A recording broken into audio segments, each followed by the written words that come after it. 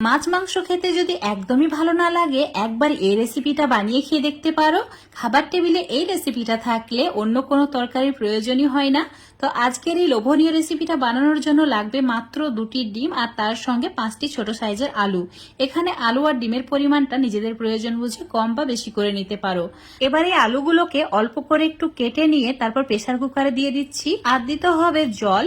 এবার এর মধ্যে ডিম দুটোকেও দিয়ে দেব, যাতে আলুর সঙ্গে ডিম দুটো সেদ্ধ হয়ে যায়। 4টি সিটি দিলেই গ্যাসের চুলোটাকে বন্ধ করে দিতে হবে। ঠান্ডা হয়ে গেলে এইভাবে চেক করে দেখে নিতে হবে সেদ্ধ হয়েছে কিনা। আলুগুলো খুব ভালোভাবে সেদ্ধ হয়েছে, তার সঙ্গে ডিমগুলো সেদ্ধ হয়ে গেছে। তো খোসাটাকে ছাড়িয়ে নিয়ে এখন একটা গ্রেটার দিয়ে গ্রেট করে নিচ্ছি।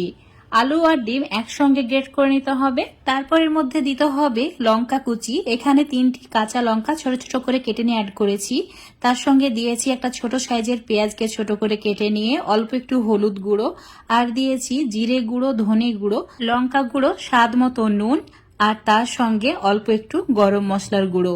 সমস্ত উপকরণ আলু আর ডিমের সঙ্গে ভালো করে এবার মাখিয়ে নিতে হবে। এবার এই মিশ্রণের মধ্যে দিয়ে দিতে হবে ময়দা 3 চামচ মতো। ময়দার পরিবর্তে তোমরা এখানে বেসনও ইউজ করতে পারো। ময়দা অথবা বেসন যে কোনো একটি দিলেই হবে। তারপর ঠিক এইভাবে আবারও মেখে নিতে হবে। হাতটাকে ধুয়ে নেওয়ার পর অল্প একটু লেচি নিয়ে ঠিক একদম গোল করে নিতে হবে। তারপর আঙুল দিয়ে এইভাবে চ্যাপটা করে নিতে হবে। একইভাবে সবগুলোকে রেডি করে নিতে হবে। এবার এগুলোকে ভাজার জন্য চুলোর উপর ফ্রাই প্যানে সর্ষের তেল একদম ভালোভাবে গরম করে নিয়েছি। এইরকম ধোয়া ওঠা গরম করে নিতে হবে, তাহলে তেলে দেওয়ার পর এগুলো ছেড়ে যাবে না। আর এই সময় চুলোর ফ্লেমটা মিডিয়াম টু হাই করে রাখতে হবে। উল্টে পাল্টে এখন লালচে করে ভেজে নিতে হবে। তো সবগুলো এইভাবে লালচে করেই ভেজে নিচ্ছি।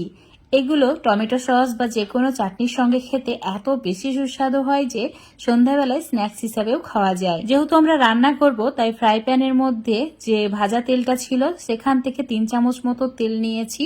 তারপর অ্যাড করেছি 1 চামচ গোটা জিরে, তেজপাতা আর পেঁয়াজ কুচি। চুলোর ফ্লেমটা মিডিয়ামে রেখে পেঁয়াজের কালার গোল্ডেন হওয়া পর্যন্ত ভেজে নিতে হবে। দেখতেই পাচ্ছ পেঁয়াজের কালারটা চেঞ্জ হয়ে গেছে। তো এই সময় অ্যাড করে দিতে হবে টমেটো পেস্ট। একটা মিডিয়াম সাইজের টমেটোর পেস্ট বানিয়ে অ্যাড করেছি। তোমরা চাইলে টমেটোর সসও অ্যাড করতে পারো 1 চামচ। 1 মিনিট মিডিয়াম আঁচে ভেজে নেওয়ার পর এবার দিয়ে দিতে হবে ছোট চামচের 1 চামচ আদা রসুন বাটা, হলুদ গুঁড়ো 1 চামচ, লঙ্কা গুঁড়ো 1 চামচ, তার সঙ্গে দিচ্ছি স্বাদ মতো নুন, আর দিয়ে দিতে হবে ধনে গুঁড়ো 1 চামচ, সামান্য পরিমাণে জিরে গুঁড়ো। এখন অল্প একটু জল অ্যাড করতে হবে যাতে মশলাটা পুড়ে না যায়। একটু সময় নিয়ে কষিয়ে নিতে হবে। যখন দেখবে তেল ছাড়তে শুরু করেছে, চুলোর ফ্লেমটা একদম কমিয়ে দিয়ে দিয়ে দিতে হবে টক দই। তো এখানে 1.5 চামচ মতো টক দই অ্যাড করেছি। একদম লো ফ্লেমে ভালো করে মিশিয়ে নিতে হবে। মেশানো হয়ে গেলেই চুলোর ফ্লেমটা বাড়িয়ে দিতে হবে, আর ঠিক এরকম তেল ছাড়া অবধি কষাতে হবে। তো এই সময় দিতে হবে 1 কাপ জল। এখানে নর্মাল জল ইউজ করেছি। চুলোর ফ্লেমটা এবার বাড়িয়ে দিতে হবে আর অপেক্ষা করতে হবে ঝোলটা ফোটা পর্যন্ত। যখন এইভাবে ফুটতে শুরু করবে দিয়ে দিতে হবে ডিম আলুর কোফতাগুলোকে। হাই ফ্লেমে 1 মিনিট মতো রান্না করে নিতে হবে। এখন ঢাকা দিয়ে চুলোর ফ্লেমটা একদম মিডিয়াম টু লো করে দিয়ে 5 মিনিট রেখে দেব। 5 মিনিট পর দেখাচ্ছি তোমাদের। দেখতেই পাচ্ছ কত সুন্দরভাবে কুক হয়ে গেছে। এবার দিতে হবে সামান্য পরিমাণে গরম মশলার গুঁড়ো। তারপর এভাবে একটু নাড়াচাড়া করতে হবে। আর অবশ্যই একটু আলতো হাতে করবে, না হলে কোফতাগুলো ভেঙে যেতে পারে। এবার কয়েকটা কাঁচা লঙ্কা উপরে জাস্ট এভাবে দিয়ে দিচ্ছি ফ্লেভারের জন্য। তারপর চুলোটাকে অফ করে দিয়ে ঢাকা দিয়ে রেখে দেব। এখন তোমাদের 5 মিনিট পর দেখাচ্ছি। দেখতেই পাচ্ছ কোফতাগুলো ফুলে ডাবল হয়ে গেছে।